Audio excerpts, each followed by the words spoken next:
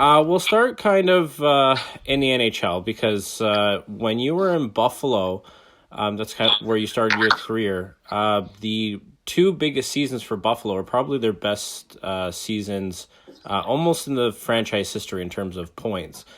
So was that a shock kind of coming out because that was some of your first seasons in the league?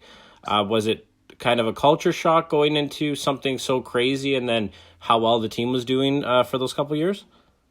Well, no, because when I first got there, we didn't. It was my first year before the lockout. We didn't really have many fans, and we weren't really doing well. And then I think we made a few trades and kind of moved some pieces around. And they picked up Drury and Briere that season, and we kind of sort of started to find our stride towards the end of the season. And you could feel like a little momentum, and you can feel we just missed the playoffs, I think, by 4 points or something like that. So we did make some significant ground up, and then I felt if the lockout didn't occur, we would have been a good team that year. But the lockout was a kind of blessing in disguise because we got to bring a bunch of guys down into the minors. We had myself, Ryan Miller, Jason Palmville, Tom Zvanek, Paul Gostad, Chris Thorburn. We had a bunch of guys that could play in the NHL all on one team. So we got to develop, and then we built the bonds between players. And then the following year after the lockout, I think that year we finished just behind Carolina and just behind Ottawa for points and the whole conference. So that was a big stepping stone for us. And then the following season we finished first. So I think it's all about building momentum, building stepping blocks and stepping stones for your team. And I think we did that in Buffalo. We had a great coaching staff, and we drafted well. So it became a thing that you come to the rink and you're going to win a hockey game. Right, and two of those seasons, so the 2006 season, 2007 season, you went to the conference finals with the team. Was it like, did the fans come back at that point because you guys were playing so well and kind of hop back on with the team and how well you guys were doing? Yeah, you slowly started seeing them come that one year we missed the playoffs right before the lockout. You saw, because at the start we would play Wednesday games at home, and we'd wear our red jersey, our third jersey, and there wouldn't be, you could see like all the seats open with only a few red jerseys in the stands. So and then I think we started winning, and then everyone just started, there was a buzz in the city about the team, and then we started playing really well. And then that whole those two playoff runs, it was just crazy, the amount of fans there were and the appreciation of how hard we were working as a team. Right. And now with Buffalo, like, that was kind of the biggest run that you had in the NHL. When you eventually left Buffalo, because your last couple of seasons you were in the NHL, you kind of bounced around a little bit with Dallas, Vancouver, St. Louis, Nashville, and Edmonton. Now, was it difficult moving around so much and kind of trying to find a fit in a lineup, or was it due to kind of injuries, or what was the situation that you were facing then? Yeah, I think I was having one of my best years. That one year where I tore my quad tendon and unlucky play. And then I was up for the rest of the season, and so that was obviously tough. And then it felt like it was just a couple of strings of bad luck. I got hurt in that. When I came back, I was ready to go, and then I got hurt in training camp. My shoulder came out of its socket in training camp, so it was just it seemed to be like one thing after another for some reason, right. Whether bad luck or whether it was getting.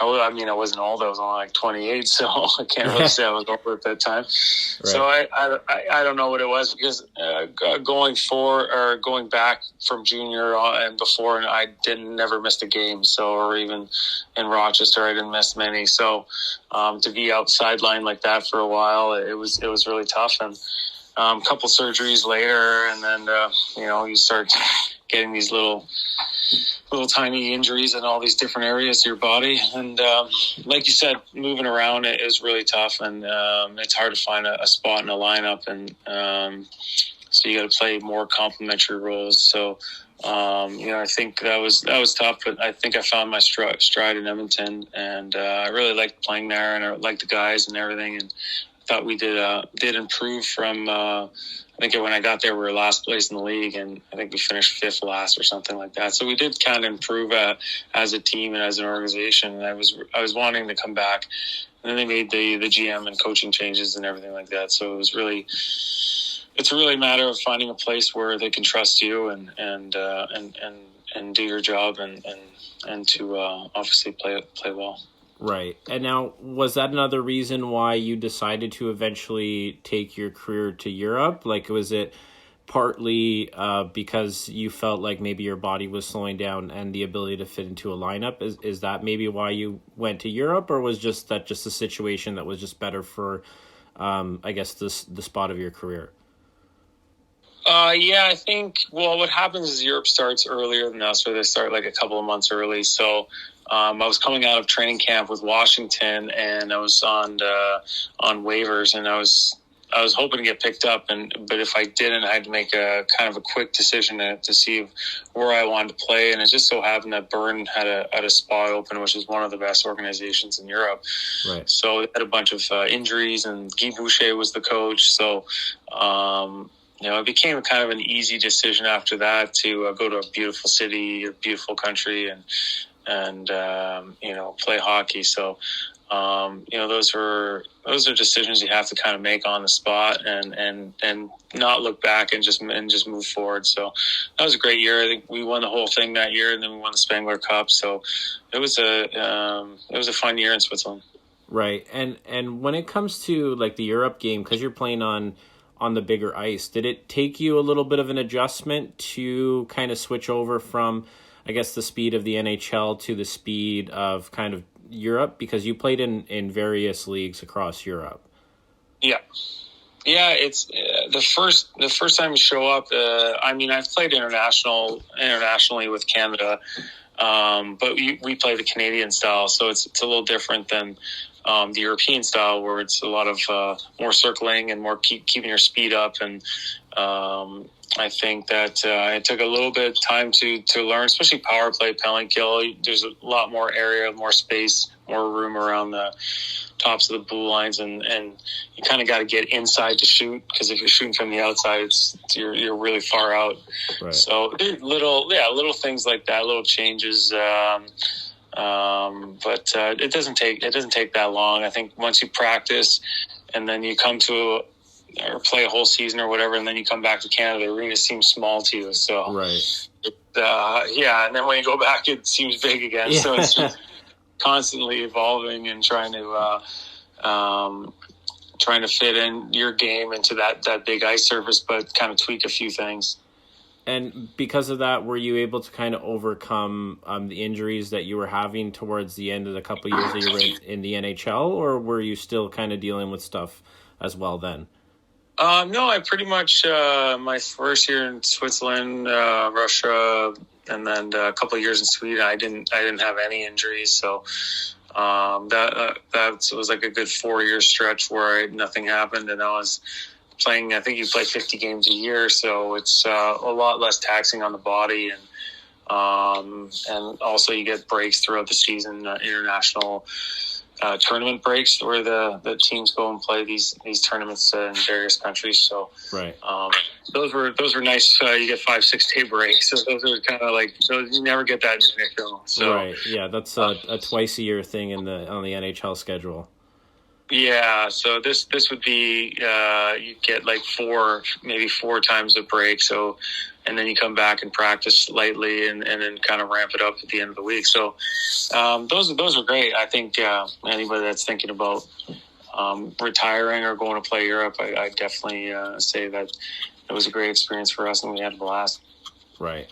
And so, like you said, you did get a chance to play for Canada. So one of the positives, I guess, for you not being in the NHL at the time, in 2018, you actually got to go to Pyeongchang with the Canadian men's hockey team.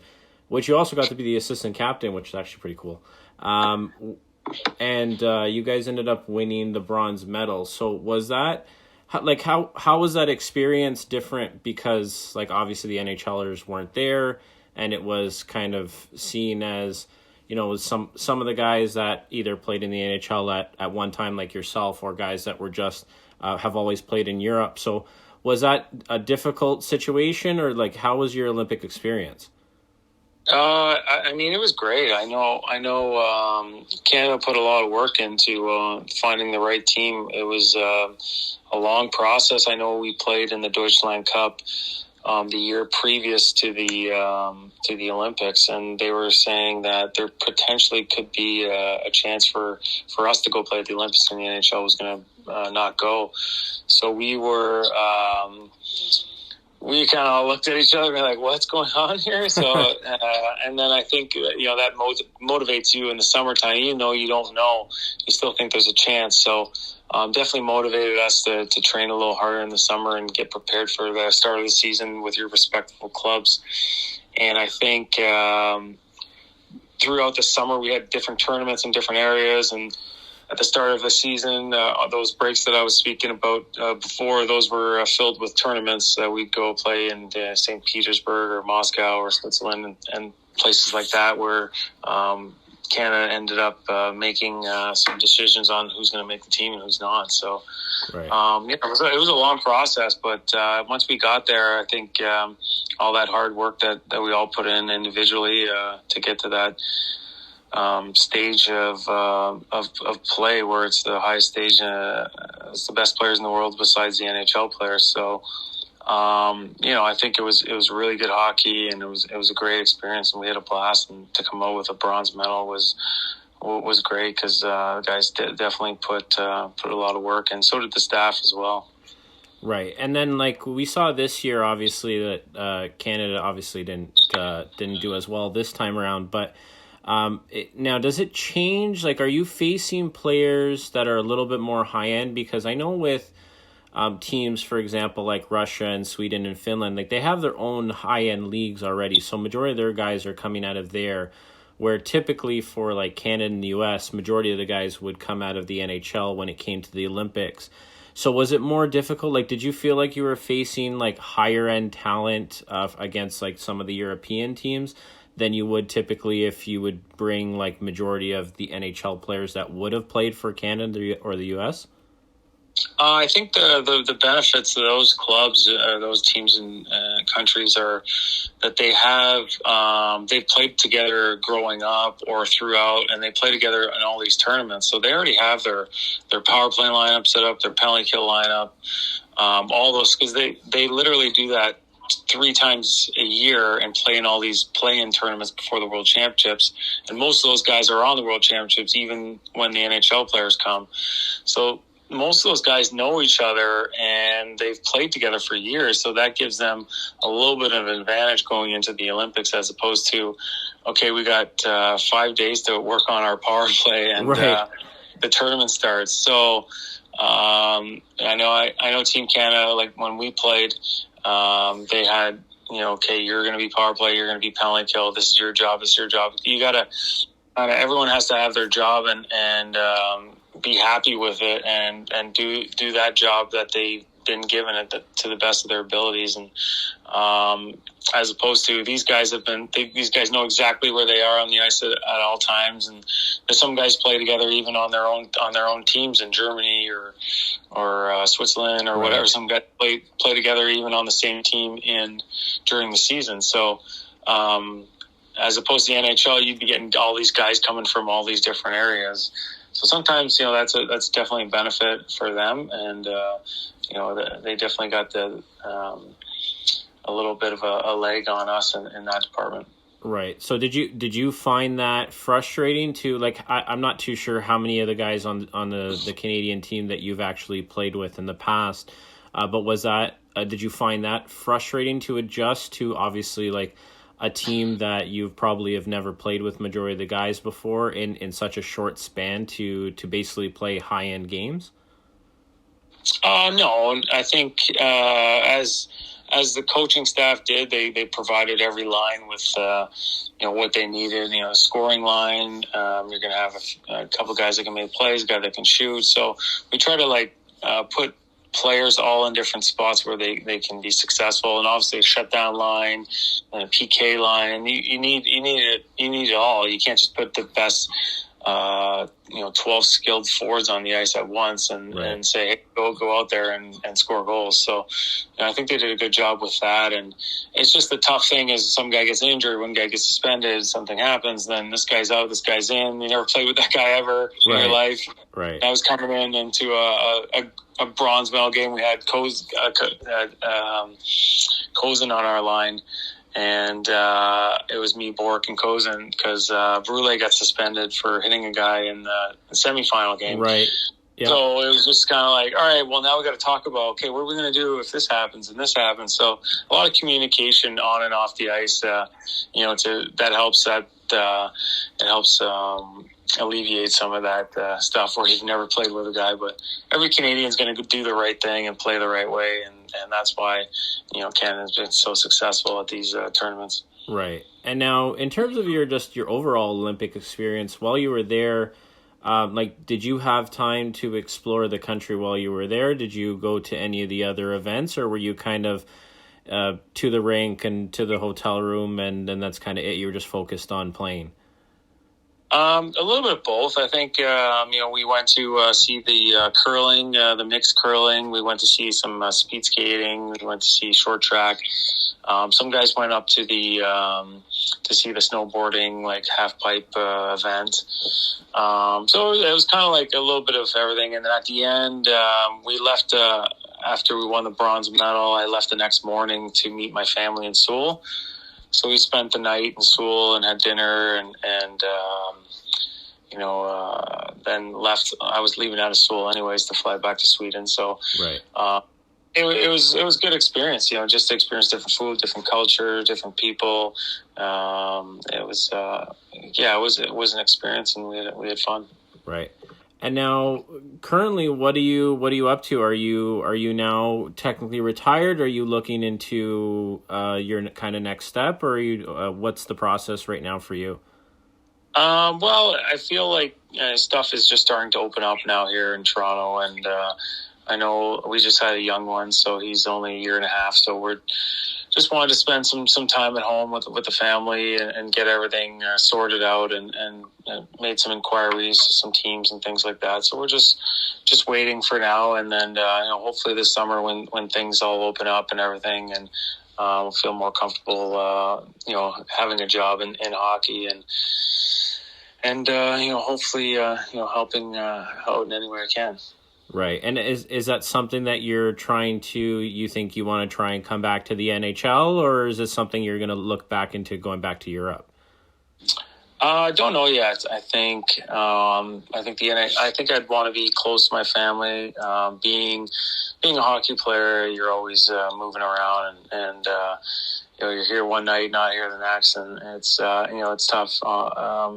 You miss your family sometimes. So doing little vacations and little trips with the family, and spending time and doing things that you haven't done, like I haven't done Thanksgiving dinner with my family in 20 years. Oh, wow. Okay. right. Like things right. like that, you don't get the chance to do, or even opening up presents at Christmas Day with your parents. I never get to do that. So little things like that have been nice. We got to experience all those things this year, and it was fun to do that, and we'll see what happens next year. Yeah, and I'm guessing with COVID, it's kind of forced you to, I guess, take a little bit of break, but at the same time, probably still a good break in general, even with everything else going on.